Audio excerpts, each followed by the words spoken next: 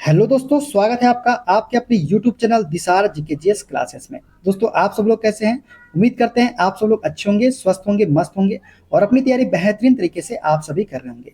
दोस्तों, हम आपको आरआरबी, एएलपी, सीबीटी2 एग्जाम के लिए basic science and engineering rank की क्लास का सॉल्यूशन करवा रहे हैं, जिसमें दोस्तों हम आपको ये जो यूथ की बुक है नई वाली 4600 प्लस प्रश्नों वाली, इसके क्वेश्चन का सॉल्यूशन हम आपको करवा रहे हैं टॉपिक वाइज, जिसमें दोस्तों हमने मात्रक एवं मापन के सारे क्वेश्चन आपको करवा दिया था। आज हम आपको करवाने वाले हैं दोस्तों द्रव्यमान, भार तथा घनत्व के सारे क्वेश्चन। एक भी क्वेश्चन मिस नहीं करने वाले हैं विद एक्स्ट्रा फैक्ट के साथ में। दोस्तों, वीडियो अच्छा लगे वीडियो को लाइक कर दीजिएगा, शेयर कर दीजिएगा, कमेंट कर दीजिएगा। चैनल पे नए हैं चैनल को सब्सक्राइब करके बेल आइकन को प्रेस कर लीजिएगा। और दोस्तों, हमसे जुड़ने के लिए, क्लास के अपडेट के लिए आप हमारा टेलीग्राम चैनल ज्वाइन कर सकते हैं। टेलीग्राम चैनल का लिंक मैंने डिस्क्रिप्शन बॉक्स में आपको दे दिया है। दोस्तों, उसी प्रकार से बात करें तो हमने सभी की प्लेलिस्ट आपके लिए बना दी है। सभी की प्लेलिस्ट हमने आपके लिए बना दी है। यदि आपने पुराने वीडियो नहीं देखे हैं तो उन वीडियो को आप प्लेलिस्ट में जाके सारी वीडियोस देख सकते हैं। तो चलिए देर ना करते हुए स्टार्ट करते हैं आज का अपना सेशन और देखते हैं द्रव्यमान, भार तथा घनत्व के जितने भी क्वेश्चन इस बुक में दिए गए हैं वे सारे क्वेश्चन विद एक्स्ट्रा फैक्ट के साथ में। चलिए स्टार्ट करते हैं। पहला क्वेश्चन दोस्तों, 5.74 ग्राम द्रव्यमान का एक घन 1.2 सेंटीमीटर क्यूब आयतन घेरता है। सार्थक अंकों की सही संख्या के साथ व्यक्त किया गया घनत्व ग्राम प्रति सेंटीमीटर क्यूब में डैश होगा। दोस्तों, हमको यहाँ द्रव्यमान कितना दिया गया है? द्रव्यमान दिया गया है 5.74 ग्राम। आयतन कितना दिया गया है? 1.2 सेंटीमीटर क्यूब, ये दिया गया है। और हम जानते हैं घनत्व बराबर क्या होता है दोस्तों? घनत्व बराबर होता है द्रव्यमान बटे आयतन के, m बटे v के। द्रव्यमान कितना है दोस्तों? 5.74 है और आयतन कितना है? 1.2 है। जब इससे इसको काटेंगे दोस्तों तो हमारा कितना निकल के आ जाएगा? 4.783 निकल के आ जाएगा। कितना आ जाएगा? 4.783 निकल के आएगा। अब दोस्तों, इसने बोला है सार्थक अंकों की सही संख्या के साथ व्यक्त किया गया घनत्व हमको बताना है। हमने आपको सार्थक अंक पढ़ाए हैं ना थ्योरी क्लास, उसमें हमने आपको क्या पढ़ाया था? जब भी भाग और गुना कर किया जाता है, जब भी भाग और गुना किया जाता है तो हमको देखना होता है सबसे कम सार्थक अंक क्वेश्चन में किसमें दिया गया है। अब एक चीज देखिए, हमको द्रव्यमान में 5.74 दिया गया है, तो यहाँ सार्थक अंक कितने हैं दोस्तों? यहाँ सार्थक अंक है 1, 2, 3 सार्थक अंक है। उसी प्रकार आयतन में देखिए कितने सार्थक अंक है? आयतन में है 1.2, तो कितने सार्थक अंक है? 2 सार्थक अंक है। तो जब भी गुना और भाग में सार्थक अंक निकाला जाता है तो हमने बोला था सबसे कम सार्थक अंक में हमारा आंसर निकल के आएगा। हमको सबसे कम सार्थक अंक देखना है, तो सबसे कम सार्थक अंक कितने आ रहे हैं क्वेश्चन में? 2 आ रहे हैं। तो हमारा जो आंसर भी आएगा वो किस में आएगा? सबसे कम सार्थक अंक में आना चाहिए। लेकिन जब हमने आंसर निकाला तो हमारा तो 4 सार्थक अंक इसमें निकल के आ रहे हैं, लेकिन हमको तो चाहिए 2 सार्थक अंक में आंसर। तो हम क्या करेंगे? इसको राउंड अप कर देंगे। तो क्या इसे मैं 4.8 लिख सकता हूं क्या? 4.8।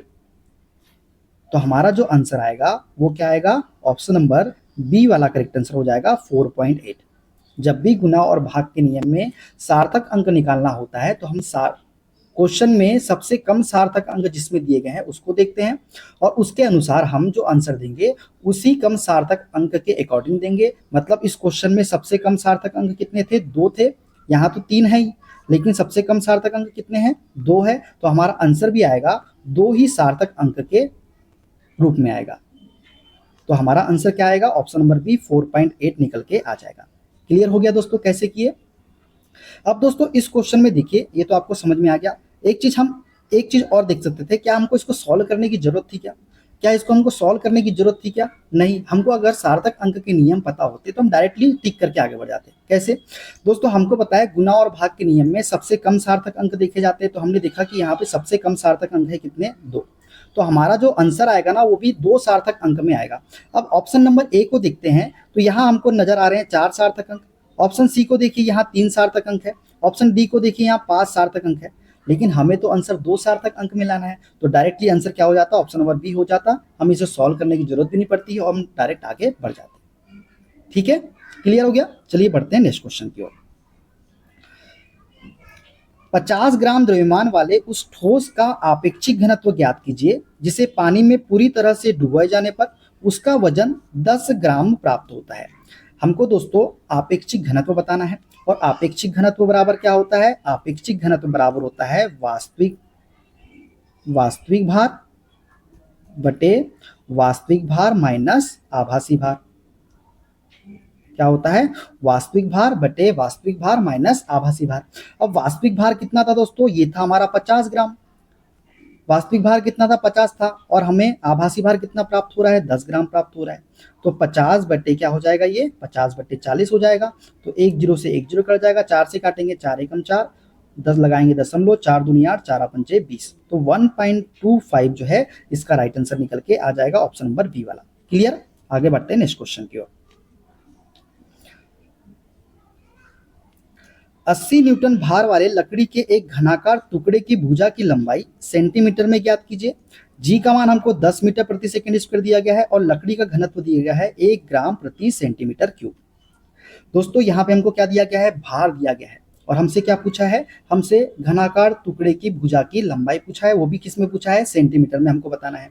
दोस्तों हमको भार दिया गया है तो डायरेक्टली हमारे दिमाग में क्लिक करना चाहिए भार W बराबर क्या होता है? भार W बराबर होता है M इंटू जी के।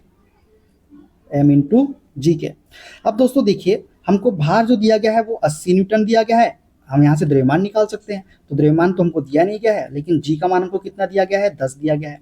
तो हमारा द्रव्यमान कितना निकल के आ जाएगा? तो द्रव्यमान हमारा निकल के आ जाएगा दोस्तों, द्रव्यमान हमारा M कितना निकल के आ जाएगा? तो 1 0 से 1 0 M आ जाएगा हमारा 8 किलोग्राम। अब हमारा द्रव्यमान हमारा निकल के आ गया 8 किलोग्राम। दोस्तों लकड़ी का घनत्व हमको ग्राम में दिया गया है। अब इसे किलोग्राम में चेंज करना है तो क्या करेंगे? किलोग्राम में जब भी चेंज करना होता है ग्राम को तो 1000 से क्या करेंगे? मल्टीप्लाई करेंगे। तो लकड़ी का घनत्व कितना हो जाएगा हमारा? 1000 किलोग्राम प्रति मीटर क्यूब। होगा कि नहीं होगा? हमने इसको क्या किया? किलोग्राम में चेंज कर दिया। अब हम जानते हैं दोस्तों घनत्व बराबर क्या होता है? घनत्व बराबर होता है द्रव्यमान बटे आयतन के। द्रव्यमान कितना है दोस्तों? 8 है। आयतन कितना है? हमको तो आयतन निकालना है। और हमारा घनत्व कितना है? घनत्व हमको दिया गया है 1000 किलोग्राम मीटर प्रति क्यूब। तो 1000 कर लिए। तो आयतन V बराबर क्या हो जाएगा दोस्तों? ये हो जाएगा 8 बटे 1000 के। 8 बटे 1000 के। ठीक है, 8 बटे 1000 के। और हम जानते हैं घनत्व आयतन बराबर क्या होता है? भुजा का क्यूब। तो भुजा का क्यूब A क्यूब बराबर क्या हो जाएगा? A क्यूब बराबर हो जाएगा 8 बटे 1000 के। 8 बटे 1000 के। तो A बराबर क्या हो जाएगा? A बराबर हो जाएगा 8 किसका होता है? 2 का क्यूब होता है। और 1000 किसका होता है? 10 का होता है। अब दोस्तों हमारी जो भुजा की लंबाई निकल के आई ये मीटर में निकल के आ गई। किस में निकल के आई? मीटर में निकल के आई, क्योंकि हमने देखिए यहाँ पे किलोग्राम लिया था 1000 किलोग्राम मीटर प्रति क्यूब और यहाँ किलोग्राम लिया था। अब मीटर में हमारी भुजा की लंबाई निकल के आ गई है। हमको तो सेंटीमीटर में बताना है। तो जब भी हमें मीटर को सेंटीमीटर में चेंज करना है तो क्या करेंगे? 100 से इसमें मल्टीप्लाई कर देंगे। तो 2 बटे 10 इंटू 100 कर देंगे तो हमारा सेंटीमीटर में निकल के आ जाएगा। तो 10 से 10 बार में कट जाएगा, 10 दूनी 20। तो हमारी जो भुजा की लंबाई निकल के आएगी वो कितनी निकल के आएगी? 20 सेंटीमीटर निकल के आ जाएगी। कितनी? 20 सेंटीमीटर। तो ऑप्शन नंबर बी वाला इसका करेक्ट आंसर हमारा हो जाएगा। क्लियर? क्लियर हो गया यहाँ तक के? तो राइट आंसर क्या होगा? ऑप्शन नंबर बी 20 सेंटीमीटर हो जाएगी भुजा की लंबाई। ठीक है, क्लियर ना? चलिए आगे बढ़ते हैं नेक्स्ट क्वेश्चन की ओर। 2 सेंटीमीटर भुजा वाले लोहे के घन का द्रव्यमान ज्ञात कीजिए। लोहे का घनत्व दिया गया है 7.8 ग्राम प्रति सेंटीमीटर क्यूब। हमको दोस्तों भुजा की लंबाई दी गई है और हमको द्रव्यमान बताना है। तो हम जानते हैं घनत्व बराबर क्या होता है? घनत्व बराबर होता है द्रव्यमान बटे आयतन के। घनत्व बराबर क्या होता है? घनत्व बराबर होता है द्रव्यमान बटे आयतन के। ठीक है, घनत्व कितना है दोस्तों? 7.8 ग्राम प्रति सेंटीमीटर क्यूब दिया गया है। द्रव्यमान हमको निकालना है दोस्तों। और आयतन कैसे होगा? अब भुजा की लंबाई दी गई है और आयतन क्या होता है? भुजा का क्यूब होता है। A का क्यूब। तो 2 का क्यूब करेंगे कितना हो जाएगा? 8 हो जाएगा कि हो जाएगा? हो जाएगा। इस 8 का इसमें मल्टीप्लाई करेंगे तो कितना आ जाएगा? द्रव्यमान बराबर 8 8 64 की 4 हासिल का है 6, 8 7 56, 56 और 6 62। तो 62.4 ग्राम हमारा द्रव्यमान निकल के आ जाएगा। कोई दिक्कत है? तो 62.4 ग्राम ऑप्शन नंबर डी इसका करेक्ट आंसर हो जाएगा। क्लियर यहाँ तक के? चलिए आगे बढ़ते हैं नेक्स्ट क्वेश्चन की ओर। अधिक डैश वाली वस्तु का जड़त्व अधिक होता है। तो अधिक द्रव्यमान वाली वस्तु का जड़त्व कैसा होता है? तो अधिक होता है। ऑप्शन बी इसका करेक्ट आंसर हो जाएगा। दोस्तों अधिक द्रव्यमान वाली वस्तु का जड़त्व भी कैसे होता है? अधिक होता है। मात्रात्मक रूप से किसी वस्तु का जड़त्व उसके द्रव्यमान से मापा जाता है। किसी पिंड का वह गुण जिसके कारण पिंड विराम की अवस्था में या एक समान वेग से गति की अवस्था में किसी प्रकार के परिवर्तन का विरोध करता है, यही क्या कहलाता है? हमारा जड़त्व कहलाता है। क्या कहलाता है? जड़त्व कहलाता है। ठीक है, देखते हैं अगला क्वेश्चन। चंद्रमा पर गुरुत्व जनित त्वरण पृथ्वी का है 1/6। मतलब चंद्रमा पर जो गुरुत्व त्वरण का मान जो है दोस्तों, ये अर्थ का कितना है? 1/6 दिया हुआ है। ठीक है, पहली लाइन से। अब बोला है यदि पृथ्वी पर किसी अंतरिक्ष यात्री का भार 90 kgf है तो चंद्रमा पर उसका भार कितना होगा? और गुरुत्व त्वरण का मान दिया गया है पृथ्वी पर कितना? 10 मीटर प्रति सेकंड स्क्वायर। अब हम दोस्तों चंद्रमा पर यदि भार निकालना है तो हमको पृथ्वी पे भार निकालना होगा सबसे पहले कि पृथ्वी पे भार कितना है, तभी तो हम चंद्रमा पे भार निकाल पाएंगे। तो हम जानते हैं भार बराबर क्या होता है? भार बराबर होता है m इंटू जी के होता है। तो यहाँ से हमारा भार निकल के आ जाएगा क्या? अब जो हमको अंतरिक्ष यात्री का भार दिया गया है पृथ्वी पर कितना दिया गया है? 90 दिया गया है, और जी का मान कितना दिया गया है? हमको 10 दिया गया है। तो जो हमारा भार निकल के आएगा वो कितना निकल के आएगा? 900 न्यूटन निकल के आ जाएगा। कितना निकल के आ जाएगा? 900 न्यूटन। अब हमारा पृथ्वी पे भार निकल के आएगा कितना है? 900 न्यूटन है। और हमको बोला है चंद्रमा पर भार, और हमको एक लाइन ये भी बोला है कि चंद्रमा पर गुरुत्व जनित त्वरण जो है वो पृथ्वी का कितना है? 1/6 है। तो जब मून पे निकालेंगे तो मून पे जब निकालेंगे तो क्या हो जाएगा? ये हो जाएगा 900 न्यूटन पृथ्वी पे भार इंटू इसका कितना है? 1/6 है। तो इसको काट देंगे जब, इससे कितने बार में जाएगा? 150 बार में। तो जो चंद्रमा पर भार निकल के आएगा वो कितना निकल के आएगा? 150 न्यूटन निकल के आएगा। कितना निकल के आ जाएगा? 150 न्यूटन। राइट आंसर क्या हो जाएगा? ऑप्शन नंबर सी वाला इसका हो जाएगा। क्लियर? आगे बढ़े, चलिए देखते हैं अगला क्वेश्चन। बृहस्पति ग्रह पर गुरुत्व जनित त्वरण पृथ्वी का 2.5 गुना है। मतलब जो बृहस्पति ग्रह है दोस्तों, उसमें गुरुत्व जनित त्वरण जो है पृथ्वी का कितना है? 2.5 गुना है। अब मान यहाँ पे गुरुत्व जनित त्वरण पृथ्वी का कितना दिया है? 10 दिया गया है। मतलब 10 का कितना है? 2.5 गुना है, मतलब 2.5 गुना है। ठीक है, पृथ्वी पर 250 किलोग्राम वजन वाले एक उपग्रह का बृहस्पति ग्रह पर भार कितना होगा, ये हमको बताना है। अब दोस्तों पृथ्वी पे जो वजन दिया गया है कितना दिया गया है? 250 किलोग्राम दिया गया है। अब बृहस्पति ग्रह पे हमको भार बताना है। हम जानते हैं भार W बराबर क्या होता है दोस्तों? भार W बराबर होता है m इंटू जी। द्रव्यमान कितना है पृथ्वी पर? 250 है, और गुरुत्व जनित त्वरण का मान कितना है? 10 है। तो क्या पृथ्वी पे भार कितना होगा? 2500 न्यूटन निकल के आ जाएगा क्या? ठीक है, तो 2500 न्यूटन निकल के आ गया। अब हमको एक बोला है बृहस्पति ग्रह पर गुरुत्व जनित त्वरण जो है पृथ्वी का कितना है? 2.5 गुना है। मतलब पृथ्वी का कितना है? ये 2500 का कितना है? 2500 का 2.5 गुना है। 2500 का कितना है? 2.5। तो 25/10 कर लूँ क्या मैं इसको? ठीक है, तो एक जीरो से एक जीरो कट जाएगा। 25 कितना होगा? 625 हो जाएगा, और एक जीरो और आ जाएगा। तो 6250 जो है इसका करेक्ट आंसर निकल के आ जाएगा। कितना? 6250। तो 6250 ऑप्शन नंबर ए इसका करेक्ट आंसर हो जाएगा। क्लियर? तो हमने निकाल दिया जो बृहस्पति ग्रह पर वजन होगा, भार होगा, वो कितना होगा? 6250 न्यूटन होगा। ठीक है, देखते हैं अगला क्वेश्चन। 500 ग्राम द्रव्यमान वाले धातु के एक ब्लॉक का आपेक्षिक घनत्व 2.5 है। इसे पूरी तरह से पानी में डुबोए जाने पर इसका आभासी द्रव्यमान कितना होगा? दोस्तों हम जानते हैं आपेक्षिक घनत्व बराबर क्या होता है? वास्तविक द्रव्यमान या वास्तविक भार बटे वास्तविक भार माइनस आभासी भार, यही तो होता है। आपेक्षिक घनत्व कितना है दोस्तों? हमको 2.5 दिया गया है। वास्तविक भार कितना है? 500 ग्राम दिया गया है। वास्तविक भार कितना है? नीचे 500, और आभासी भार हमको निकालना है। ठीक है, ये हो गया। अब दोस्तों अब इसको सॉल्व करेंगे तो ये क्या हो जाएगा? 25/10 हो जाएगा क्या? ठीक है, अब इसका मल्टीप्लाई करेंगे तो क्या हो जाएगा? 25/10। इसको मैं x मान लेता हूँ आभासी भार को। ठीक है, कोई दिक्कत नहीं ना। तो ये हो जाएगा 25 × 5 125, और कितने जीरो है? 2 जीरो है, माइनस 25x बराबर कितना हो जाएगा? 10 का मल्टीप्लाई 5 में करेंगे तो ये हो जाएगा 5 1 2 3 0 5000 के। तो 125 में 5000 माइनस करेंगे दोस्तों तो कितना आ जाएगा? 125 में 5000 माइनस करेंगे तो हमारा आ जाएगा 7500। 7500 बराबर 25x के। 25 से काट देंगे इसको कितने बार में? 3 बार में। तो 300 बराबर आ जाएगा इसका आभासी भार 300 ग्राम। ऑप्शन नंबर बी वाला करेक्ट आंसर हो जाएगा। क्लियर हो गया यहाँ तक के? कोई दिक्कत नहीं ना। चलिए आगे बढ़ते हैं नेक्स्ट क्वेश्चन की ओर। एक समान मीटर पैमाने का वजन 50 ग्राम है। इसे 70 सेंटीमीटर के निशान पर टिकाया गया है। इस पर 40 ग्राम द्रव्यमान को कहाँ पर रखा जाना चाहिए ताकि यह संतुलन की अवस्था में रहे। दोस्तों ये एक मीटर है हमारा, ये मीटर है दोस्तों, ये मीटर है। अब क्या बोला है, एक समान मीटर पैमाने का वजन 50 ग्राम है। मतलब ये जो होगा ना 50 ग्राम जो होगा ये कहाँ होगा, एकदम बीचों बीच होगा, मतलब ये 50 सेंटीमीटर के निशान पर होगा। ये 100 से 100, 0 से 100 सेंटीमीटर की स्केल हो गई हमारी।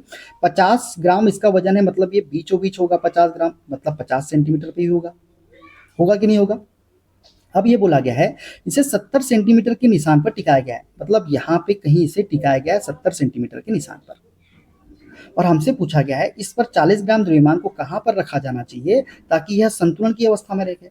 अब दोस्तों देखिए यहाँ पे वजन रखा गया है और टिकाया यहाँ पे गया है, तो जो ये वजन है ये इसके नीचे की ओर जाने की कोशिश करेगा कि नहीं करेगा, नीचे की ओर मतलब एंटी क्लॉकवाइज जाने की कोशिश करेगा ना, मतलब नीचे झुकने की कोशिश करेगा ना। तो हमको वजन कहीं यहाँ पे रखना होगा, यहाँ पे कहीं वजन रखना होगा, तभी तो ये क्लॉकवाइज जब जाएगा तभी तो ये संतुलन की अवस्था में आ पाएगा। कहाँ पे आएगा, संतुलन की अवस्था में। बोले होगा कि नहीं होगा। और हम जानते हैं ये जो आघूर्ण, ये जो बीच की दूरी है दोस्तों, ये आघूर्ण के बराबर होगी, होगी कि नहीं होगी। और आघूर्ण बराबर क्या होता है, बल गुना दूरी के। आघूर्ण बराबर क्या होता है, दूरी के। तो इसके और इसके बीच की जो दूरी होगी वो कितनी होगी, 20 सेंटीमीटर होगी कि नहीं होगी। और हमको इसके और इसके बीच की दूरी निकालना है, मतलब एक्स ये निकालना है। तो इसको जब साम्य अवस्था में करना होगा तो हम क्या करेंगे, साम्य अवस्था में करने के बल गुना बल के बीच की दूरी, और यहाँ पे बल गुना बल के बीच की दूरी।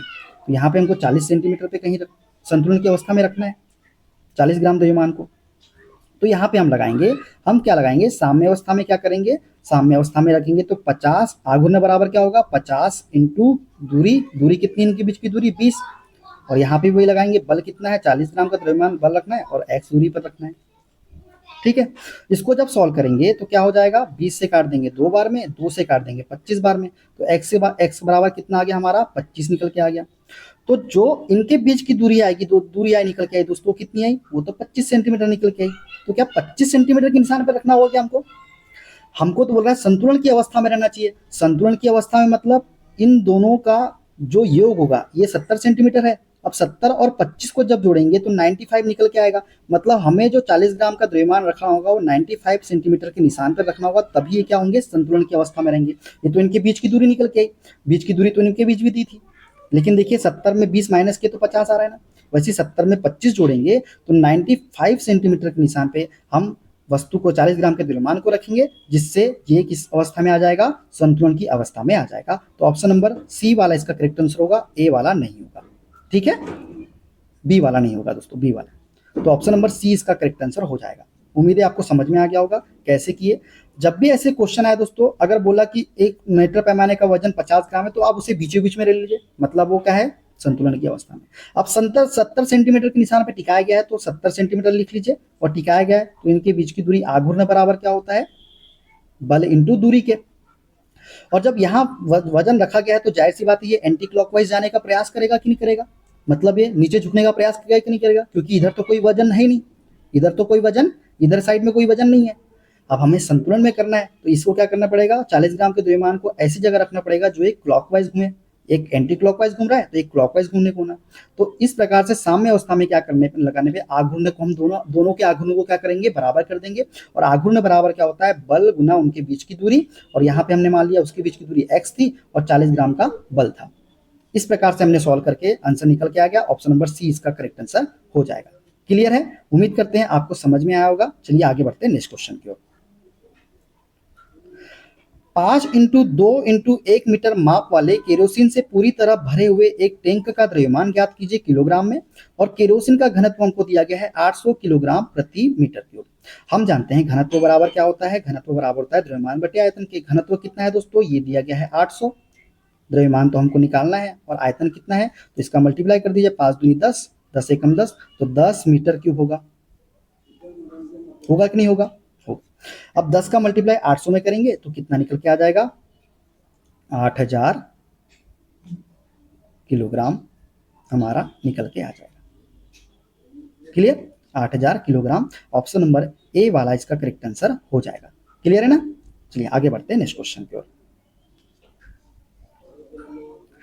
गुरुत्व जनित त्वरण डैश पर सर्वाधिक होता है। दोस्तों गुरुत्व जनित त्वरण जो है ये ध्रुवों पर कैसे होता है, सर्वाधिक होता है। किस पर, ध्रुवों पर। तो ऑप्शन ए इसका करेक्ट आंसर हो जाएगा। दोस्तों गुरुत्वीय त्वरण जी का मान पृथ्वी के केंद्र से दूरी के अनुसार घटता बढ़ता है, अर्थात इस दूरी के बढ़ने पर यह घटता है और दूरी घटने पर कैसे होता है, बढ़ता है। ध्रुवों पर इसका मान भूमध्य रेखा की अपेक्षा ज्यादा मतलब सर्वाधिक होता है, क्योंकि पृथ्वी ध्रुवों पर कैसी है, कुछ चपटी है, जिसके कारण पृथ्वी के केंद्र से ध्रुवों की दूरी क्या होती है, कम होती है। ठीक है, देखते हैं अगला क्वेश्चन। 6 सेंटीमीटर, 8 सेंटीमीटर, 5 सेंटीमीटर माप और 1.92 न्यूटन भार वाले लकड़ी के एक टुकड़े का घनत्व ज्ञात कीजिए। किसमें, किलोग्राम प्रति मीटर क्यूब में। और जी का मान हमको दिया गया है 10 मीटर प्रति सेकेंड स्क्वायर। हमको दोस्तों यहाँ पे आयतन निकालना पड़ेगा सबसे पहले, और हमको भार दिया गया है 1.92 न्यूटन। और हम जानते हैं घनत्व बराबर क्या होता है, द्रव्यमान बटे आयतन के होता है। अब अभी हमको द्रव्यमान तो दिया नहीं गया है, द्रव्यमान तुमको दिया नहीं गया है, तो सबसे पहले हम क्या निकालेंगे, द्रव्यमान निकालेंगे। द्रव्यमान कैसे निकालेंगे, क्योंकि हमको भार दे दिया गया है और जी का मान भी दे दिया गया है। तो सबसे पहले दोस्तों जो हमको आयतन दिया गया है उसको हम चेंज करते हैं। अब देखिए आयतन जो है सेंटीमीटर में है, सेंटीमीटर में है, सेंटीमीटर में है। तो सभी को क्या करेंगे, 100 से, इसको भी 100 से भाग देंगे, इसको भी 100 से भाग देंगे, और इसको भी किससे भाग देंगे, 100 से भाग देंगे। तो दोस्तों जब इसको भाग देंगे तो क्या होगा, 6 8 48, 48 पंचे 240, और कितने जीरो है, 1 2 3 4 5 6, तो नीचे कितने जीरो आ गए, 2 4 6 जीरो आ गए। एक जीरो से एक जीरो कट जाएगा, तो ये आ जाएगा 24 बटे 1,00,000 मीटर क्यूब हमारा आयतन निकल के आ गया।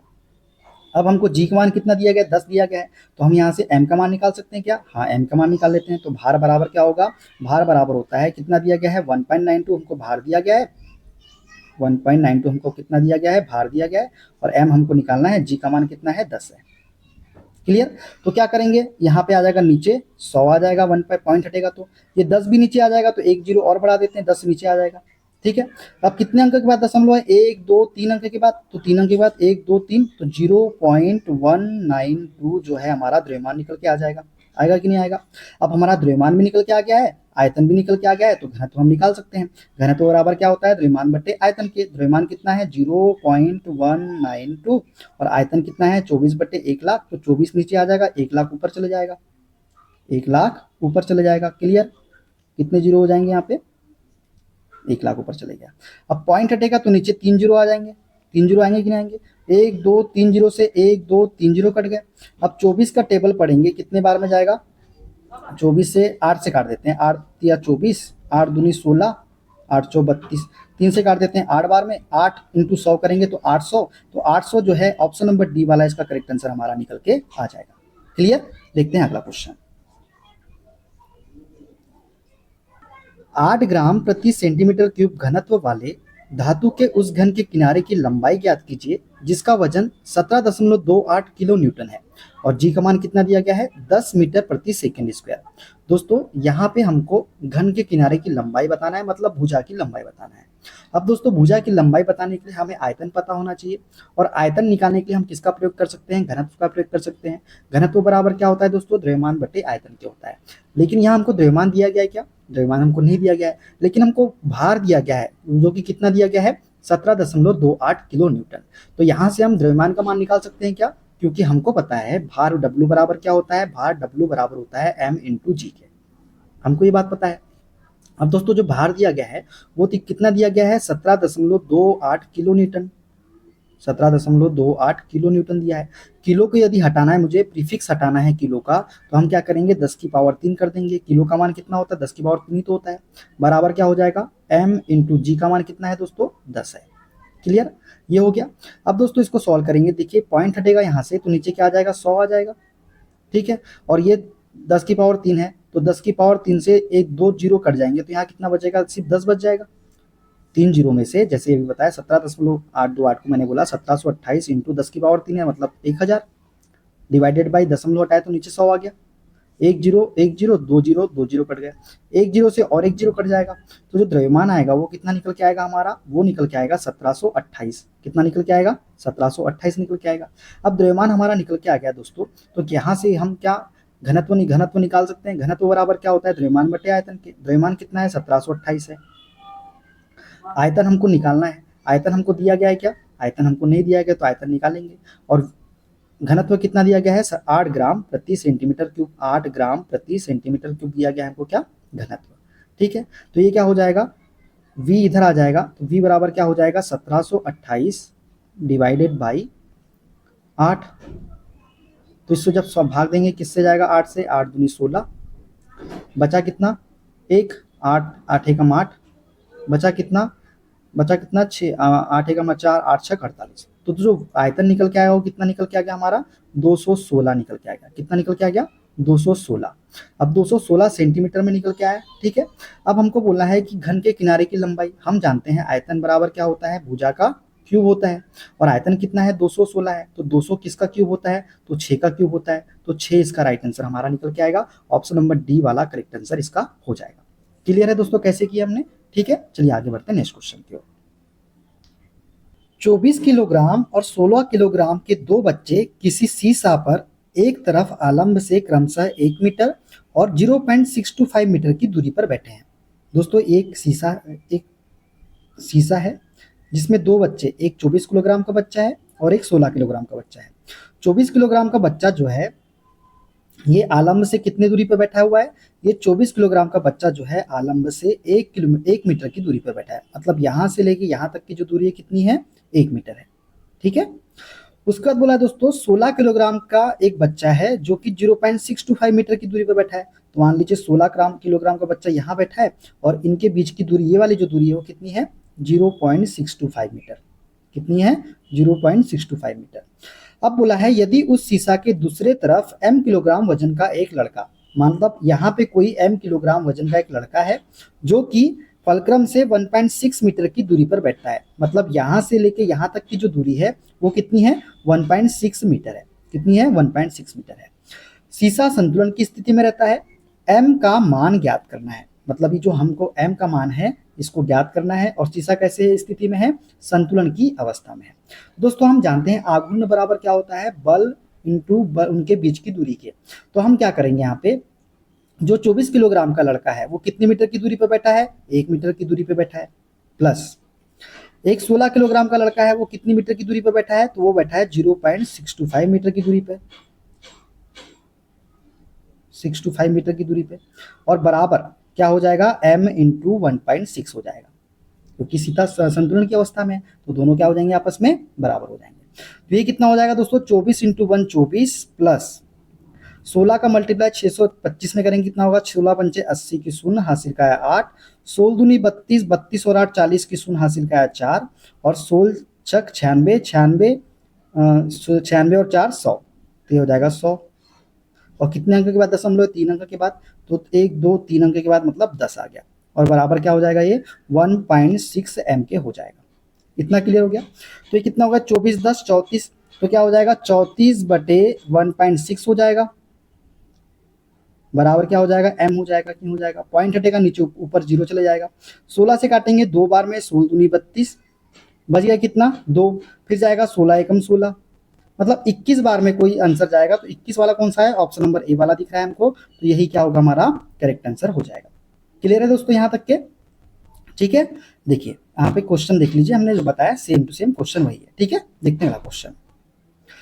भूमध्य रेखा पर गुरुत्वाकर्षण त्वरण डैश मीटर प्रति सेकंड स्क्वायर होता है। तो भूमध्य रेखा पर गुरुत्वाकर्षण त्वरण जो होता है ये 9.78 मीटर प्रति सेकंड स्क्वायर होता है। दोस्तों भूमध्य रेखा पर गुरुत्वाकर्षण त्वरण 9.78 मीटर प्रति सेकंड स्क्वायर होता है। भूमध्य रेखा पर पृथ्वी का व्यास लगभग 12,756 किलोमीटर है। भूमध्य रेखा पृथ्वी को उत्तरी गोलार्ध और दक्षिणी गोलार्ध में विभाजित करती है। ठीक है, देखते हैं अगला क्वेश्चन। मंगल पर गुरुत्वाकर्षण के कारण त्वरण पृथ्वी के मुकाबले 1/3 है। मतलब जो मंगल ग्रह पे गुरुत्वाकर्षण त्वरण है दोस्तों वो पृथ्वी के गुरुत्वाकर्षण त्वरण के कितना है 1/3 है। ठीक है, यदि एक अंतरिक्ष यात्री का पृथ्वी पर वजन 72 किलो है तो मंगल पर वजन कितना होगा। अब दोस्तों पृथ्वी पर वजन 72 किलो है और हम जानते हैं भार बराबर क्या होता है m इंटू जी के होता है, m इंटू जी के होता है। अब पृथ्वी में जो वजन है वो कितना है 72 है, इंटू जी का मान कितना है दोस्तों 10 दिया गया है। और यही जो त्वरण का मान है ये पृथ्वी के त्वरण का कितना है 1/3 है। तो यहाँ से हम मंगल ग्रह पे भार निकाल लेते हैं, तो ये कितना हो जाएगा 10/3 हो जाएगा कि नहीं हो जाएगा। 3 से काटेंगे दोस्तों, 3 दूनी 6, 3 चौक 12, तो 24 इंटू 10 करेंगे तो मंगल ग्रह पे वजन जो निकल के आएगा वो कितना निकल के आएगा 240 न्यूटन। ऑप्शन नंबर बी इसका करेक्ट आंसर हो जाएगा। क्लियर। इस प्रकार से अगर आपको समझ नहीं आया तो हम दूसरे तरीके से बता देते हैं। देखिए, हम जानते हैं पृथ्वी पर भार बराबर क्या होता है, भार बराबर होता है m इंटू जी के। क्या होता है, m इंटू जी के। हमको एक लाइन बोली है, मंगल पर गुरुत्वाकर्षण जो त्वरण है वो पृथ्वी के मुकाबले कितना है, 1/3 है। कितना है, 1/3 है। तो मतलब जो पृथ्वी का त्वरण होगा वो क्या होगा, मंगल पे जो त्वरण होगा वो क्या होगा, g/3 होगा कि नहीं होगा, होगा कि नहीं होगा। अब हमको मंगल ग्रह पे भार निकालना है, तो भार बराबर क्या होता है, m इंटू जी क्या होता है। अब पृथ्वी पे भार तो हमको दिया, वजन तो हमको दिया गया है 72, m का मान कितना दिया गया है 72, और g का मान कितना है, g/3, और पृथ्वी पे g कितना दिया गया है यहाँ पे 10, तो इसको 10/3 कर सकते हैं कि नहीं कर सकते हम लोग। बस इतना ही तो सॉल्व करना है, इसको काट देंगे 24 बार में, और 24 इंटू 10 240 न्यूटन करेक्ट आंसर हो जाएगा। क्लियर यहाँ तक के। चलिए आगे बढ़ते हैं नेक्स्ट क्वेश्चन की ओर। 75 ग्राम द्रव्यमान के एक ठोस का सापेक्ष घनत्व क्या होगा यदि पानी में पूरी तरह से डूबे होने पर उसका भार 25 ग्राम प्राप्त होता है। हमने अभी इसके पहले क्वेश्चन करवाया था, उसमें क्या बताया था, आपेक्षिक घनत्व बराबर होता है वास्तविक भार डिवाइडेड बाय वास्तविक भार माइनस आभासी भार के, यही होता है। अब देखिए वास्तविक भार कितना है, 75 ग्राम है, बटे वास्तविक भार 75, आभासी भार कितना हो रहा है, 25 प्राप्त हो रहा है। तो क्या हो जाएगा, ये 75 बटे 75 में 25 जाएगा, कितना होगा 50, 50 से 25 से काट देंगे, 25 या 75, 25 दूनी 50, 2 से काटेंगे, 2 एकम 2, 2 पंचे 10, तो 1.5 जो है इसका सापेक्ष घनत्व निकल के आ जाएगा, ऑप्शन नंबर ए वाला। क्लियर हो जाएगा, क्लियर हो गया यहाँ तक के। चलिए आगे देखते हैं अगला क्वेश्चन। किसी भार को स्थानांतरित करने के लिए किया गया प्रयास 15 यूनिट है और मशीन द्वारा किया गया कार्य 3 यूनिट है, तो भार ज्ञात कीजिए। दोस्तों हमको यहाँ पे भार बताना है, तो हम जानते हैं किसी भार को स्थानांतरित करने के लिए किया गया प्रयास 15 यूनिट है और मशीन द्वारा किया गया कार्य 3 यूनिट है, तो भार होगा कितना, 15 इंटू 3 कर देंगे 45 यूनिट। कितना, 45 यूनिट। ठीक है, देखते हैं अगला क्वेश्चन। यदि किसी पिंड का विशिष्ट गुरुत्वाकर्षण 1 से कम है तो यह डैश पर तैरने लगेगा। दोस्तों यदि किसी पिंड का विशिष्ट गुरुत्वाकर्षण 1 से कम है तो यह पानी में क्या होगा, तैरने लगेगा। क्या करने लगेगा, पानी में तैरने लगेगा। यदि किसी पिंड का विशिष्ट गुरुत्वाकर्षण 1 से कम है तो यह पानी में तैरने लगेगा। क्योंकि यदि विशिष्ट गुरुत्व या सापेक्ष घनत्व का मान 1 से कम निकलता है तो इसका सीधा सा मतलब है कि यह पानी से कम घना है, अतः पानी में क्या होगा, ये तैरेगा। यदि मान 1 से अधिक है तो इसका मतलब है कि यह पानी से सघन है और यह पानी में क्या हो जाएगा, डूब जाएगा। क्लियर, आगे बढ़ते हैं नेक्स्ट क्वेश्चन की। पानी की निश्चित मात्रा का आयतन 0 डिग्री सेल्सियस से 4 डिग्री सेल्सियस के बीच डैश होता है। दोस्तों पानी की निश्चित मात्रा का आयतन 0 डिग्री सेल्सियस से 4 डिग्री सेल्सियस के बीच क्या होता है, तो कम होता है। कितना होता है, क्या होता है, कम होता है, मतलब डिक्रीज होता है। पानी का घनत्व 4 डिग्री सेल्सियस तापमान पर सबसे अधिक तथा आयतन कैसा होता है, सबसे कम होता है। 4 डिग्री सेल्सियस से अधिक या कम तापमान पर गर्म या ठंडा करने पर पानी का आयतन बढ़ता है, अतः पानी की किसी निश्चित मात्रा का आयतन 0 से 4 डिग्री सेल्सियस तापमान के बीच घटता है, जबकि 4 डिग्री सेल्सियस से 0 डिग्री सेल्सियस के बीच बढ़ता है। तो दोनों चीजें आपको याद रखना है, 0 से 4 के बीच तापमान घटता है और 4 से 0 के बीच बढ़ता है। ठीक है, क्लियर, आगे बढ़ते हैं नेक्स्ट क्वेश्चन की ओर। यदि कोई पिंड सजाती नहीं है तो इसका घनत्व इसके डैश की क्रिया है। दोस्तों यदि कोई पिंड सजाती नहीं है तो इसका जो घनत्व है ना, ये स्थान की प्रक्रिया है, मतलब स्थान की क्रिया है। यदि कोई पिंड सजाती नहीं है तो उसका घनत्व उसकी स्थिति का एक फलन होता है। एक सजाती पदार्थ का घनत्व किसी वस्तु या पिंड के सभी बिंदुओं पर कैसे होता है, तो बराबर होता है। ठीक है, देखते हैं अगला क्वेश्चन। समुद्र के पानी के स्तर का बढ़ना और घटना मुख्य रूप से घूमती हुई पृथ्वी पर डैश के गुरुत्वाकर्षण प्रभाव के कारण होता है। तो दोस्तों समुद्र के पानी के स्तर का बढ़ना और घटना मुख्य रूप से घूमती हुई पृथ्वी पर किसके, चंद्रमा के गुरुत्वाकर्षण प्रभाव के कारण होता है। किसके, चंद्रमा के गुरुत्वाकर्षण प्रभाव के कारण। ठीक है, देखते हैं अगला क्वेश्चन। एक वस्तु का वजन पृथ्वी पर x इकाई है, यदि हम उस वस्तु को चंद्रमा पर ले जाए तो वहां उसका भार होगा। दोस्तों यदि एक वस्तु का वजन पृथ्वी पर, मतलब भार जो है, यदि भार जो है x इकाई है, यदि हम उसी वस्तु को चंद्रमा पर ले जाए तो वहां उसका भार क्या होगा, तो x से कम होगा। क्यों होगा कम, क्योंकि हम जानते हैं जो गुरुत्वीय त्वरण का मान होता है वो पृथ्वी कितना होता है चंद्रमा के लिए, पृथ्वी का 1/6 होता है। दोस्तों चंद्रमा पर गुरुत्वाकर्षण के कारण त्वरण का मान पृथ्वी पर गुरुत्वाकर्षण के कारण त्वरण का 1/6 भाग होता है। अतः यदि किसी वस्तु का वजन W बराबर mg पृथ्वी पर x इकाई है तो उसी वस्तु को चंद्रमा पर ले जाने पर उसका वजन W बराबर mg/6 इकाई होगा। मतलब घटकर क्या हो जाएगा, x/6 इकाई होगा। अतः किसी वस्तु को पृथ्वी पर से चंद्रमा पर ले जाने पर उस वस्तु का वजन पहले से क्या हो जाएगा, कम हो जाएगा। क्लियर। चलिए आगे बढ़ते हैं नेक्स्ट क्वेश्चन की ओर। लकड़ी का कोई गुटका अपने आयतन के 65% के साथ पानी पर तैर रहा है। इसका घनत्व किलोग्राम प्रति मीटर क्यूब में लगभग होगा। दोस्तों एक लकड़ी का गुटका है, इस पानी में जो है ये पानी है, इसमें डूबा हुआ है, मतलब ये तैर रहा है। अब हमको भाषा पकड़ना है दोस्तों। अब बोल रहा है अपने आयतन के 65% के साथ, मतलब ये जो है ना 65%, ये जो भाग है ये 65% पानी में डूबा हुआ है। के साथ बोल रहा है ना, आयतन के साथ, मतलब 65% भाग जो है ये पानी में डूबा हुआ है। मतलब 65% का मतलब हुआ कि 0.65 ग्राम प्रति सेंटीमीटर क्यूब जो है, ग्राम प्रति सेंटीमीटर क्यूब जो है ये भाग 65 ग्राम प्रति सेंटीमीटर क्यूब भाग जो है इसका क्या है, घनत्व है। अब मतलब 65% है, इसका मतलब है कि 0.65 ग्राम प्रति सेंटीमीटर क्यूब जो है इसका घनत्व हुआ। अब बोला है किलोग्राम में, तो किलोग्राम में क्या करेंगे हम लोग, 0.65 इंटू 10⁻³ किलोग्राम प्रति मीटर क्यूब में निकाल देंगे। क्लियर। तो मतलब जो इसका आयतन जो है, घनत्व जो होगा वो कितना होगा, 0.65 इंटू 10⁻³ हो जाएगा। ठीक है। यदि बोलता कितना प्रतिशत भाग ऊपर की तरफ है तो हम वो भी निकाल देते। ठीक है। क्लियर। आगे बढ़ते हैं नेक्स्ट क्वेश्चन की ओर। शुद्ध पानी का घनत्व लवण युक्त पानी के घनत्व से डैश होता है। तो दोस्तों शुद्ध पानी का घनत्व जो होता है ये लवण युक्त पानी के घनत्व से कैसा होता है, तो कम होता है। क्या होता है, कम होता है। ठीक है। शुद्ध पानी का घनत्व लवण युक्त पानी के घनत्व से कम होता है। शुद्ध जल का घनत्व होता है 1000 किलोग्राम प्रति मीटर क्यूब, जबकि समुद्र के खारे जल का औसत घनत्व होता है 1.03 इंटू 10⁻³ किलोग्राम प्रति मीटर क्यूब, जो कि शुद्ध जल के घनत्व से कैसा होता है, अधिक होता है। ठीक है। देखते हैं अगला क्वेश्चन। किसी वस्तु के द्रव्यमान घनत्व या घनत्व को उसके डैश के रूप में परिभाषित किया जाता है। तो घनत्व क्या होता है दोस्तों, घनत्व होता है द्रव्यमान प्रति इकाई आयतन। घनत्व क्या होता है, द्रव्यमान प्रति इकाई आयतन। घनत्व बराबर क्या होता है, द्रव्यमान बटे आयतन के होता है कि नहीं होता है।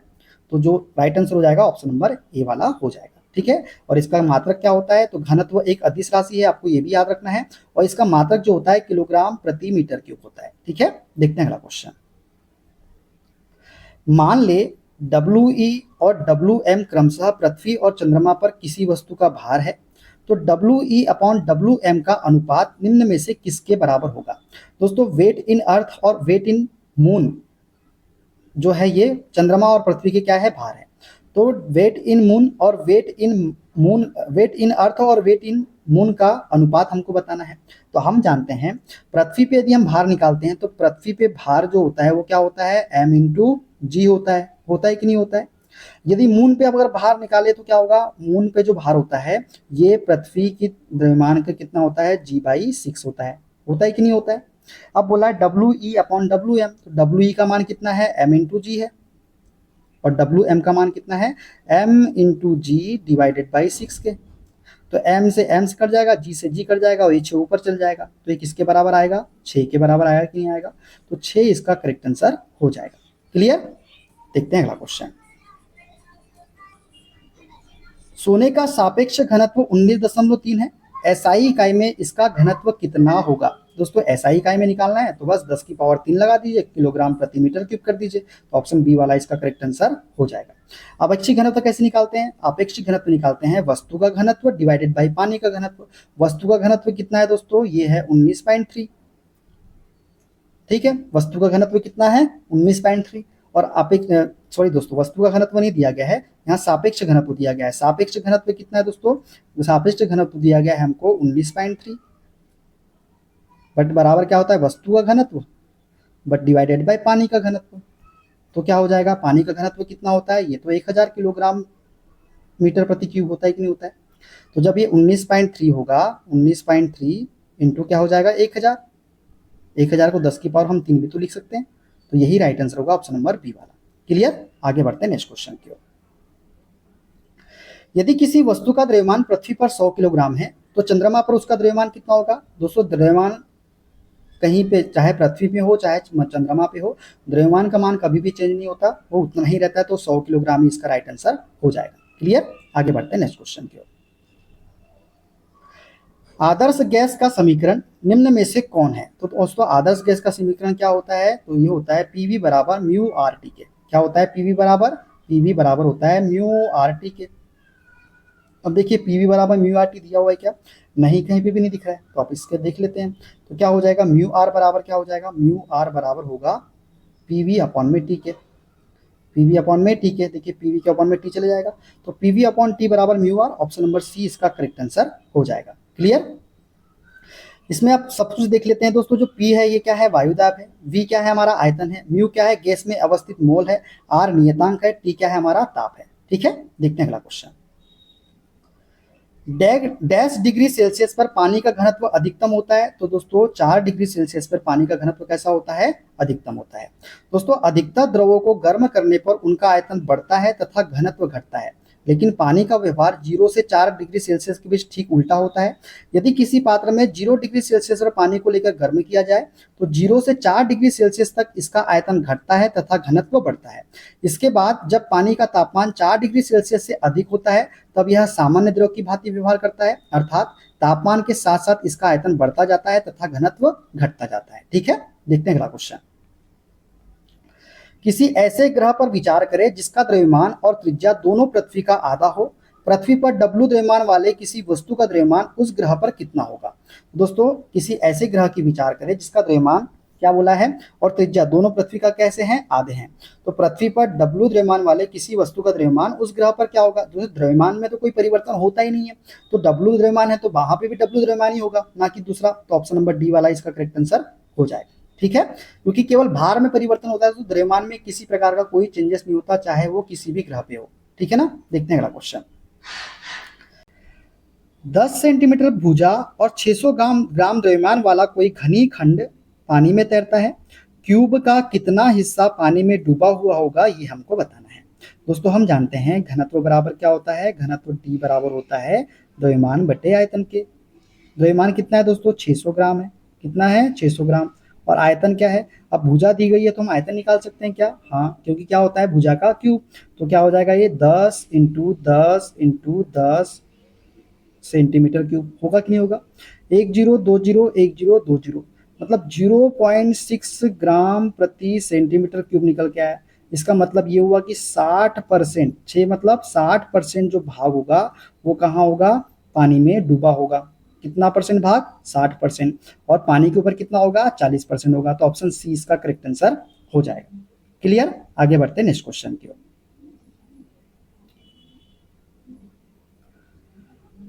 किसी व्यक्ति का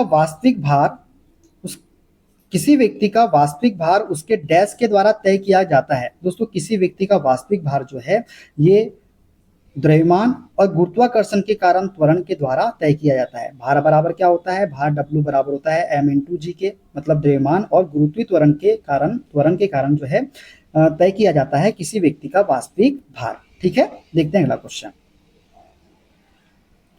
चंद्रमा पर गुरुत्वजनित त्वरण पृथ्वी के गुरुत्वजनित त्वरण का 1/6 है, तो पृथ्वी पर 12 न्यूटन भार वाली वस्तु का भार चंद्रमा पर कितना होगा?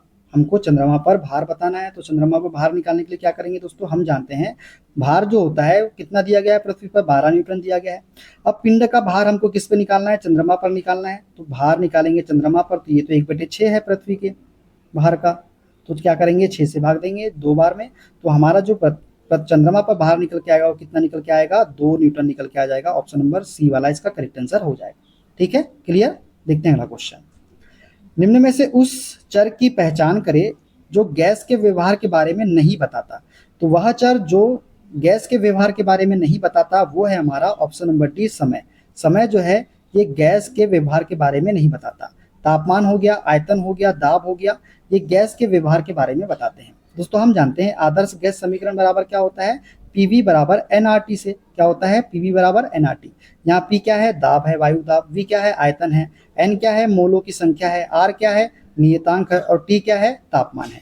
तो उपयुक्त से स्पष्ट है कि समय गैस के व्यवहार में उपयुक्त चर नहीं है। क्लियर? आगे बढ़ते हैं नेक्स्ट क्वेश्चन की ओर। किसी आदर्श गैस के घनत्व को उसके डैश को आधा करके दोगुना किया जा सकता है।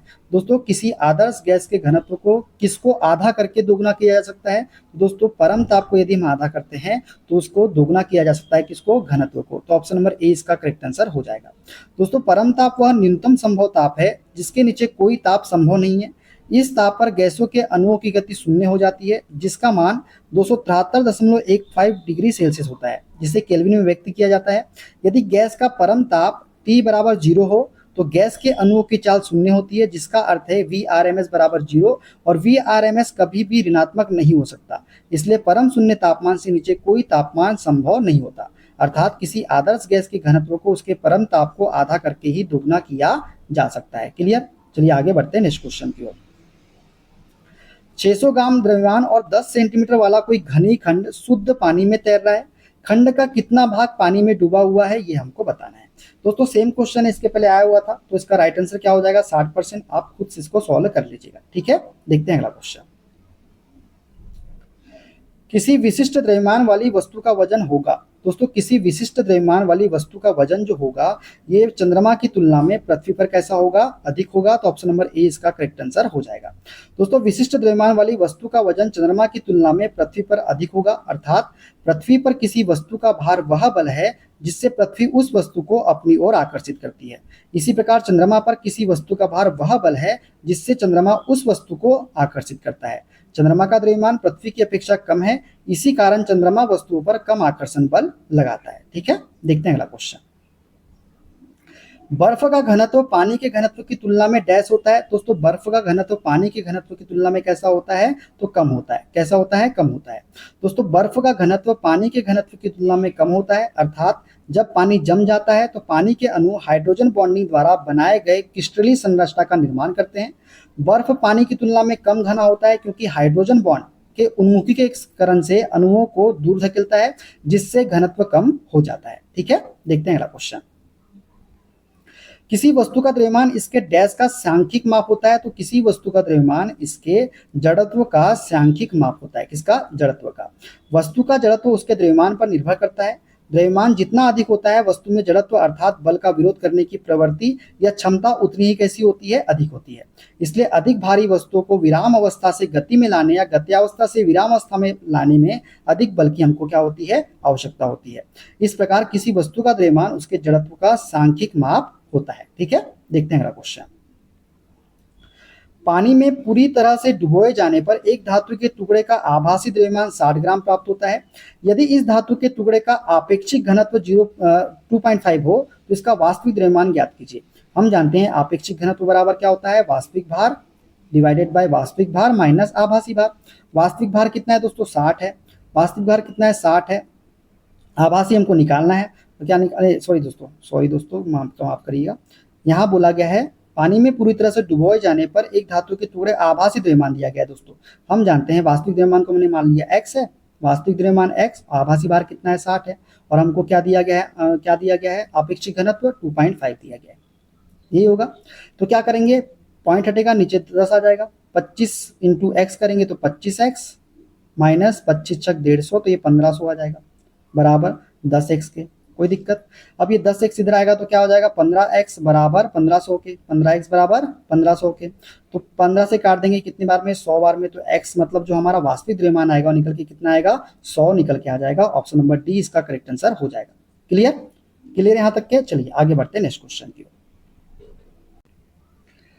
5000 किलोग्राम प्रति मीटर क्यूब घनत्व और 10.8 न्यूटन भार वाले धातु के टुकड़े का आयतन ज्ञात कीजिए। जी का मान हमको 10 मीटर प्रति सेकेंड स्क्वायर लेना है और आयतन किस में आना चाहिए? सेंटीमीटर क्यूब में निकालना है।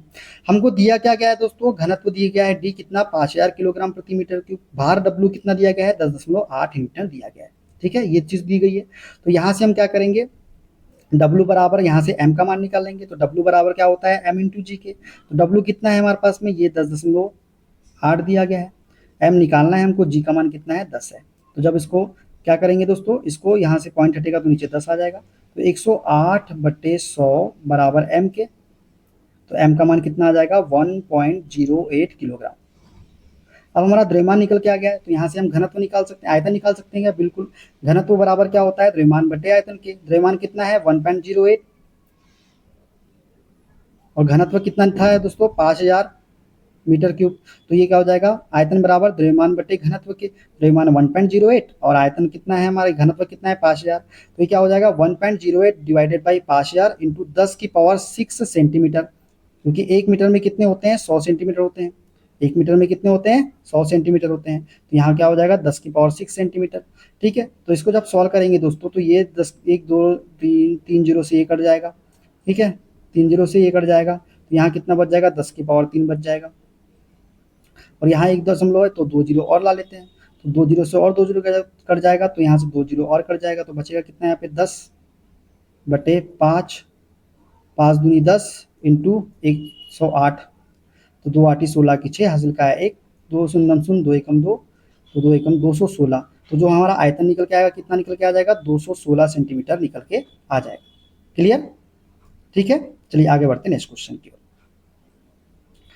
60 किलोग्राम द्रव्यमान के एक पिंड का मंगल ग्रह पर भार 222 न्यूटन है। मंगल पर गुरुत्व जनित त्वरण मीटर प्रति सेकंड स्क्वायर में ज्ञात कीजिए। हम जानते हैं भार बराबर क्या होता है m इंटू जी के होता है। भार कितना है दोस्तों मंगल ग्रह पे 222 है, m कितना है 60 है और g का मान हमको निकालना है। तो क्या हो जाएगा 222/60 हो जाएगा।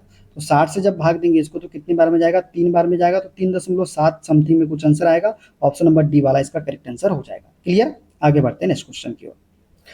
त्रुटिपूर्ण तराजू के एक पलड़े में वस्तु का भार W1 आता है तथा दूसरे पलड़े में W2 आता है। वस्तु का सही भार क्या होगा, बस कुछ नहीं करना है, अंडर रूट लगा देना है W1 इंटू W2, यही क्या होगा हमारा सही भार होगा। ऑप्शन नंबर सी इसका करेक्ट आंसर हो जाएगा। ठीक है, क्लियर? देखते हैं अगला क्वेश्चन।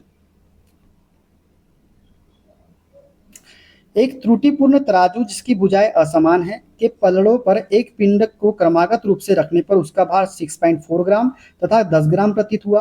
तो पिंड का सही भार वही अंडर रूट में कर दीजिए 6.4 इंटू 10, तो क्या हो जाएगा दोस्तों, ये यहाँ पॉइंट हटेगा 10 कर लेते हैं, 10 से 10 कट जाएगा, तो 64 किसका स्क्वायर होता है 8 का, तो सही ग्राम क्या हो जाएगा 8। ऑप्शन नंबर डी इसका करेक्ट आंसर हो जाएगा।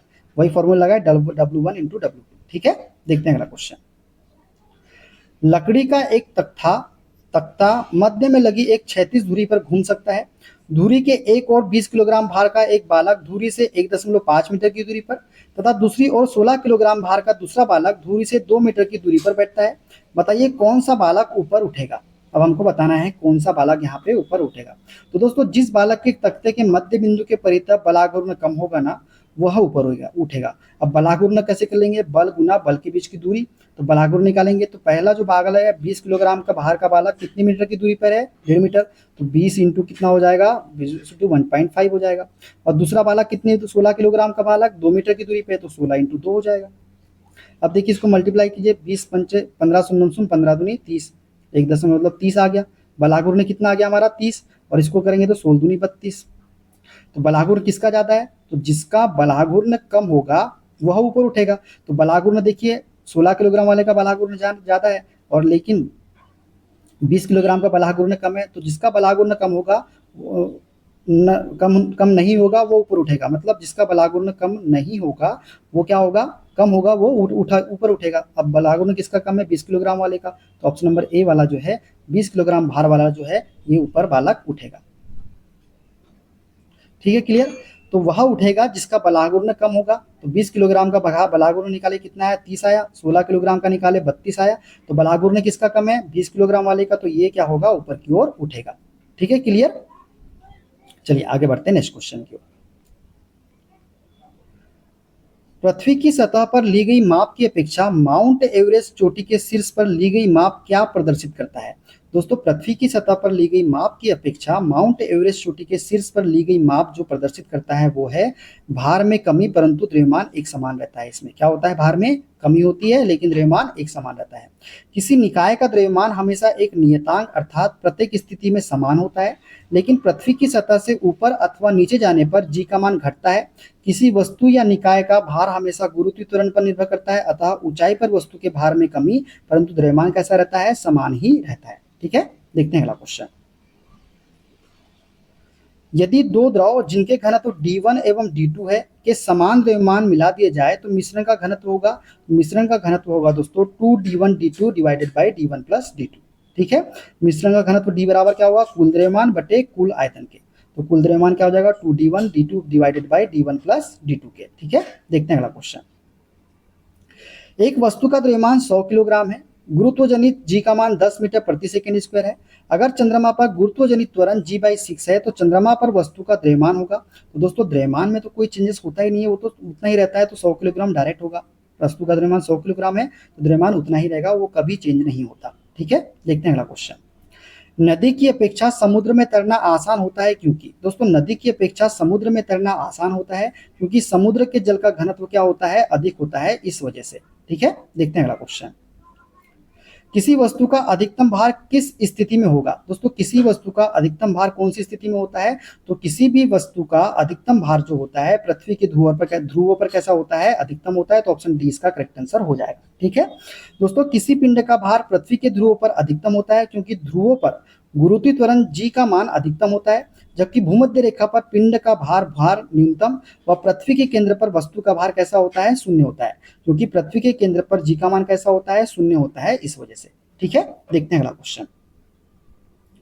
पृथ्वी के केंद्र पर पिंड का भार होता है, दोस्तों पृथ्वी के केंद्र पर पिंड का भार कैसा होता है, तो शून्य होता है, अभी हमने आपको बताया। क्लियर, चलिए आगे बढ़ते हैं नेक्स्ट क्वेश्चन की ओर। बर्फ का आपेक्षिक घनत्व 0.9 है, तो जल में डालने पर उसका कितना भाग जल के ऊपर होगा? दोस्तों आपेक्षिक घनत्व कितना है, 0.9 है। कितना है, 0.9 है। और जल में डालने पर उसका कितना भाग जल के ऊपर होगा, ये हमको बताना है। तो दोस्तों जब आपेक्षिक घनत्व 0.9 है तो हम यहाँ से क्या निकाल सकते हैं, हम यहाँ से कितना भाग जल के ऊपर होगा ये भी निकाल सकते हैं।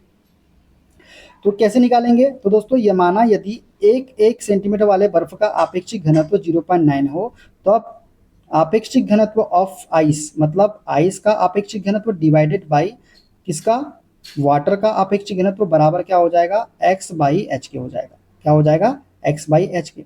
अब आइस का आपेक्षिक घनत्व कितना है दोस्तों, 0.9 है। वाटर का कितना है, 1 होता है, और x का मान निकालना है हमको, और h कितना दिया गया है, 1 दिया गया है। ठीक है, h क्या है हमारा, 1 दिया गया है। अब इसको जब सॉल्व करेंगे दोस्तों तो क्या हो जाएगा, यहाँ से पॉइंट हटेगा, नीचे 10 आ जाएगा, तो ये क्या हो जाएगा, 0.9 ही हमारा निकल के आएगा x का मान। अतः बर्फ का 0.9 सेंटीमीटर भाग जल के अंदर तथा 0.1 सेंटीमीटर भाग जल के बाहर उपस्थित होगा। तो 0.1 जो होगा इसका करेक्ट आंसर हो जाएगा। जल के ऊपर कितना होगा, 0.1। अब आपेक्षिक घनत्व दिया है 0.9 दोस्तों, मतलब वो अंदर डूबा हुआ है तभी तो 0.9 दिया है, डायरेक्टली 0.1 भी आप लगा सकते थे। ठीक है, मतलब 90% भाग जो है वो जल के अंदर है और 10% भाग जो है जल के ऊपर है। क्लियर, आगे बढ़ते हैं नेक्स्ट क्वेश्चन की ओर। एक पिंड का वायु में भार 30 ग्राम तथा जल में डुबोने पर 26.25 ग्राम है।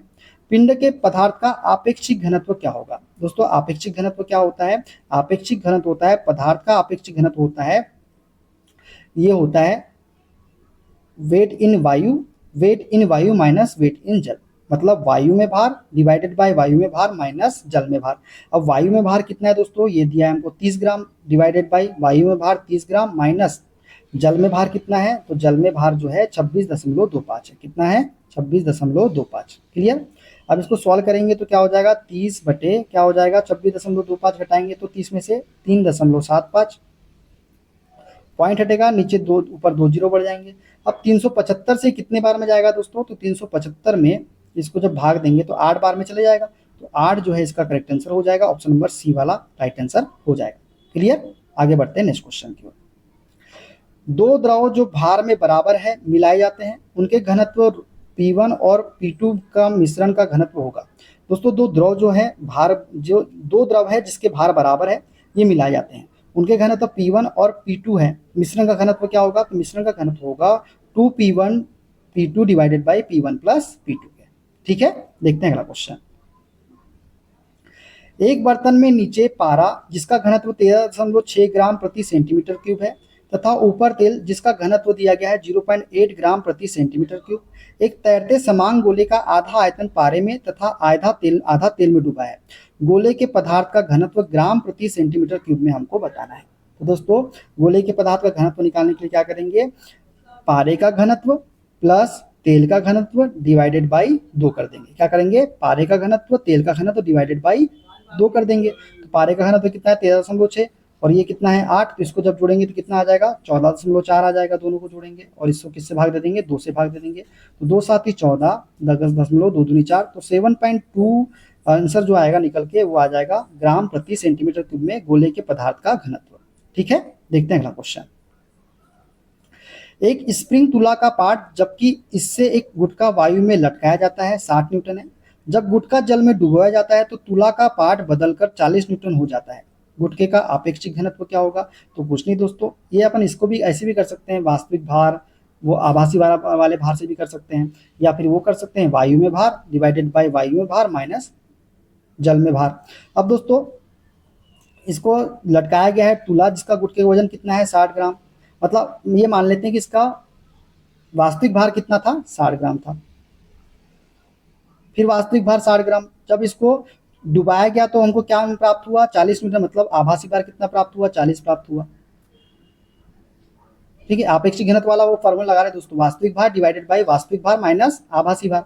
अब दोस्तों क्या हो जाएगा, ये 60/20 हो जाएगा कि नहीं हो जाएगा, 20 से काटेंगे 3 बार में, तो 3 जो होगा इसका आपेक्षिक घनत्व निकल के आ जाएगा ऑप्शन नंबर ए वाला। क्लियर, आगे बढ़ते हैं नेक्स्ट क्वेश्चन की ओर। एक बर्तन में 3 सेंटीमीटर ऊंचाई तक 1.2 आपेक्षिक घनत्व का तेल भरा है, मतलब तेल का आपेक्षिक घनत्व कितना है दोस्तों 1.2 है, और ये 3 सेंटीमीटर की ऊंचाई तक भरा है। इसके ऊपर 10 सेंटीमीटर तक जल भरा, मतलब जल भरा है कितना ऊंचाई तक के 10 सेंटीमीटर तक के। यदि पारे का आपेक्षिक घनत्व 13.6 हो तो बर्तन की तली पर दाब होगा, मतलब दाब हमको बताना है। ठीक है, दाब हमको बताना है, तो हम जानते हैं दाब बराबर क्या होता है, एक फॉर्मूला रो जी एच होता है कि नहीं होता है। तो कुछ नहीं करेंगे, दोनों के आपेक्षिक घनत्व को जोड़ लेंगे और जो मेन आपेक्षिक घनत्व दिया है उसके साथ में बराबर कर देंगे। तो देखिए पहले का हम जोड़ेंगे पी ऑयल का आपेक्षिक घनत्व जी एच प्लस वाटर का आपेक्षिक घनत्व जी एच बराबर किसका, पारे का आपेक्षिक घनत्व, पारे का आपेक्षिक घनत्व बराबर पारे का आपेक्षिक घनत्व प्लस जी एच। अब देखिए तेल का आपेक्षिक घनत्व कितना है दोस्तों 1.2 दिया गया है, 1.2 हो गया, इंटू जी का मान हमको दिया गया क्या नहीं, एच का मान कितना दिया गया है 3 सेंटीमीटर दिया गया है तेल का, प्लस उसके बाद देखिए वाटर का अपेक्षित घनत्व हम जानते हैं कितना होता है 1 होता है, इंटू जी का मान हमको दिया गया है क्या नहीं दिया गया है, और एच कितना दिया गया है 10 सेंटीमीटर दिया गया है, तो 10 हो जाएगा, और ये बराबर किसके हो जाएगा, पारे के अपेक्षित घनत्व कितना दिया गया है 13.6 इंटू जी और एच का मान तो हमको नहीं दिया गया है। ठीक है, अब इसको जब सॉल्व करेंगे दोस्तों देखिए यहाँ पे ये 13.6 इंटू जी एच 1.2, ये किसका घनत्व है, ये तेल का घनत्व है, इंटू जी इंटू 3 सेंटीमीटर ऊंचाई है तेल की, ये पानी का घनत्व 1, जी का मान नहीं दिया है, और ऊंचाई कितनी 10। इसको जब सॉल्व करेंगे तो ये कितना हो जाएगा 13.6 एच बराबर 3.6 प्लस जी 10, जी से जी कट जाएगा कि नहीं कट जाएगा, तो एच बराबर क्या आ जाएगा 13.6 डिवाइडेड बाई 13.6, तो एच बराबर आ जाएगा 1 सेंटीमीटर पारे के दाब के बराबर, 1 सेंटीमीटर पारे के दाब के बराबर, ऑप्शन नंबर ए इसका करेक्ट आंसर हो जाएगा। क्लियर, क्लियर हो गया यहाँ तक के, चलिए आगे बढ़ते हैं नेक्स्ट क्वेश्चन की ओर। समान आयतन वाले भिन्न द्रव्यमान के लिए 4 पिंड M1, M2, M3 तथा M4 वाले पदार्थों में किस पदार्थ का घनत्व सबसे कम होगा यदि M2 बड़ा है M3 से, M3 बड़ा है M1 से, M1 बड़ा है M4 से। तो दोस्तों हम जानते हैं घनत्व बराबर क्या होता है, घनत्व बराबर होता है द्रव्यमान बटे आयतन के। यदि दोस्तों क्या बोल रहा है, घनत्व के बारे में पूछा है कि सबसे कम घनत्व क्या होगा। अब जानते हैं जो घनत्व जो होता है द्रव्यमान की क्या होता है अनुक्रमानुपाती, यदि द्रव्यमान कम होगा तो घनत्व भी क्या होगा कम होगा, यदि द्रव्यमान ज्यादा होगा तो घनत्व भी क्या होगा ज्यादा होगा। अब यहाँ पे बोला है कि घनत्व सबसे कम होगा, तो मतलब हमको जो द्रव्यमान का मान होगा वो सबसे कम होना चाहिए, तभी तो घनत्व का मान कम आएगा। अब सबसे कम जो घनत्व है वो किसका है, द्रव्यमान है वो किसका है M4 का है, मतलब सबसे कम द्रव्यमान M4 का है, तो इसका घनत्व भी क्या होगा सबसे कम होगा, तो ऑप्शन नंबर सी इसका करेक्ट आंसर हो जाएगा। क्लियर, आगे बढ़ते हैं नेक्स्ट क्वेश्चन की ओर।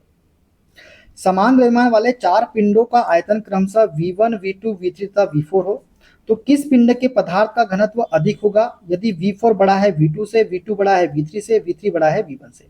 अब क्या बोला है घनत्व अधिक होगा, हम जानते हैं घनत्व D बराबर क्या होता है, घनत्व D बराबर होता है द्रव्यमान बटे आयतन के। अब यहाँ पे द्रव्यमान की तो बात हुई नहीं है, अब आयतन की बात हो रही है। यदि दोस्तों आयतन कम होगा तो घनत्व क्या होगा अधिक होगा, आयतन कम होगा तो घनत्व क्या होगा, अधिक होगा। आयतन ज्यादा होगा तो घनत्व क्या होगा, कम होगा।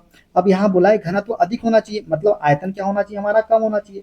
और जिसका सबसे कम आयतन होगा उसका घनत्व क्या होगा, सबसे अधिक होगा। और यहाँ पे सबसे कम आयतन किसका, आयतन किसका है, V1 का है। मतलब V1 का जो घनत्व होगा वो क्या होगा, सबसे अधिक होगा। तो ऑप्शन नंबर सी वाला इसका करेक्ट आंसर हो जाएगा। क्लियर। चलिए आगे बढ़ते हैं नेक्स्ट क्वेश्चन की ओर।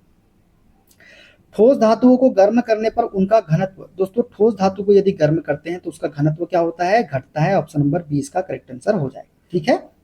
जब धातुओं को गर्म किया जाता है तो उनका प्रसार होता है, जिसके कारण धातुओं का आयतन बढ़ता है लेकिन द्रव्यमान नियत रहता है। तब घनत्व बराबर क्या होता है, द्रव्यमान बटे आयतन। आयतन से अतः धातुओं को गर्म करने पर उनका घनत्व क्या होता है, घटता है। ठीक है ना। देखते हैं अगला क्वेश्चन। सामान्यतः किसी द्रव का घनत्व ताप बढ़ाने पर, दोस्तों सामान्यतः किसी द्रव का घनत्व ताप बढ़ाने पर क्या होता है, तो घटता है। ऑप्शन नंबर ए इसका करेक्ट आंसर हो जाएगा। ठीक है। किसी द्रव का घनत्व या ताप बढ़ाने पर घटता है, क्योंकि ताप बढ़ाने पर किसी द्रव का आयतन बढ़ता है लेकिन द्रव्यमान नियत रहता है। ठीक है। देखते हैं अगला क्वेश्चन। समान मात्रा के श्यान गाढ़े द्रव तथा अश्यान द्रव में किसका घनत्व अधिक होगा। तो दोस्तों जो श्यान द्रव होगा ना, इसका घनत्व क्या होगा, अधिक होगा। दोस्तों यदि गाढ़े द्रव तथा अश्यान द्रव की मात्रा समान हो तो श्यान द्रव में अणुओं की संख्या अधिक होंगे, अतः श्यान द्रव का द्रव्यमान भी अधिक होगा, जिससे श्यान द्रव का घनत्व भी क्या होगा, अधिक होगा। ठीक है। क्लियर। आगे बढ़ते हैं नेक्स्ट क्वेश्चन की ओर। किसी पदार्थ का एक पिंड जिसका घनत्व डी है को एक रो घनत्व वाले द्रव में डालने पर पूर्णतः डूब जाता है, तब क्या होगा। दोस्तों किसी पदार्थ का एक पिंड जिसका घनत्व डी दिया गया है, इसको रो घनत्व वाले द्रव में डालने पर पूर्णतः डूब जाता है। इसका मतलब ये है कि जो डेंसिटी है, घनत्व क्या है, वो रो से क्या है, अधिक है। मतलब डी का मान जो है वो रो से क्या है, अधिक है। दोस्तों यदि किसी पदार्थ से बने पिंड को किसी द्रव में डालने पर पिंड पूर्णतः डूब जाता है तो पिंड का घनत्व द्रव के घनत्व से क्या होगा, अधिक होगा। जो पिंड का घनत्व होगा वो किससे होगा, द्रव के घनत्व से अधिक होगा, यदि वह द्रव में डालने पर पूर्णतः डूब जाता है तो। ठीक है दोस्तों। क्लियर है। मतलब जो पिंड का घनत्व होगा वो द्रव के घनत्व से क्या होगा, अधिक होगा। क्लियर है दोस्तों। तो दोस्तों ये थे इस टॉपिक के सारे क्वेश्चन। यहाँ पे हमारा टॉपिक पूरी तरह से समाप्त होता है। इसके बाद हम पढ़ेंगे स्पीड एंड वेलोसिटी के सारे क्वेश्चन। वीडियो अच्छा लगे दोस्तों, वीडियो को लाइक कर दीजिएगा, शेयर कर दीजिएगा, कमेंट कर दीजिएगा। चैनल पे नए हैं, चैनल को सब्सक्राइब करके बेल आइकन को प्रेस कर लीजिएगा। और दोस्तों हमसे जुड़ने के लिए, क्लास के अपडेट के लिए आप हमारा टेलीग्राम चैनल ज्वाइन कर सकते हैं। टेलीग्राम चैनल का लिंक मैंने डिस्क्रिप्शन बॉक्स में आपको दे दिया है। मिलते हैं अगले वीडियो में अगले चैप्टर के साथ। अपना ख्याल रखिए। Okay bye bye, take care.